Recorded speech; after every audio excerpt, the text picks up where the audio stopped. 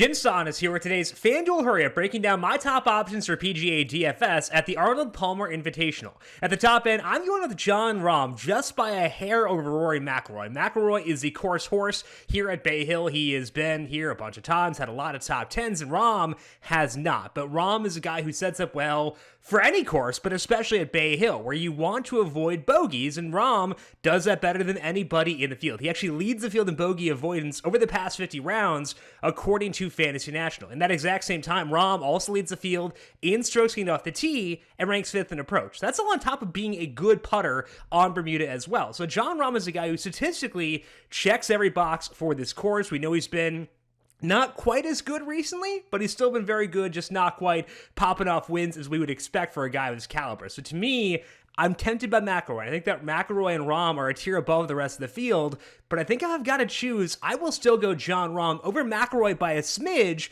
despite the course history favoring McIlroy. In the mid-range, I'm going to go SEAMUS Power as my top option, checking in at $9,500, and Power has struggled since that rough weekend at Pebble Beach. He has missed back-to-back cuts in that time. When you dig into the data from those two missed cuts, though, it hasn't been too concerning, especially with the ball striking. The ball striking has still been there, and that to me says Power could be due for a bounce back in the very near future, and I want to buy in when that happens with the salary being just $9,500. Power ranks 48th in strokes gained off the tee over the past 50 rounds, according to Fantasy National. He ranks 24th in approach and is 5th in bogey avoidance while being a good Bermuda putter as well. So Power is a guy who has a win within his range of outcomes. He has shown that already over this calendar year, and we getting that for $9,500 at a course where he should measure it pretty well. I want to buy in the bounce back on SEAMUS Power, given what he has shown to us previously. In the value tier, I want to go with LANTO GRIFFIN as my top option, checking in at $8,800. Griffin is a guy who is not going to wow you off the tee. He ranks 74th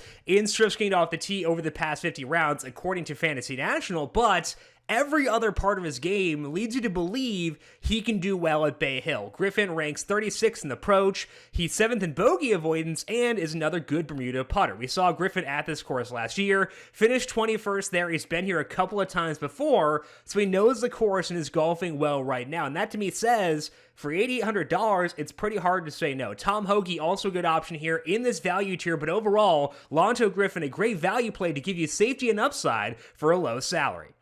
That's what we got here for this week on the FanDuel Hurry Up. I am Jim Son, saying so long for today. Good luck with your PGA DFS lineups. We'll talk to you once again next week.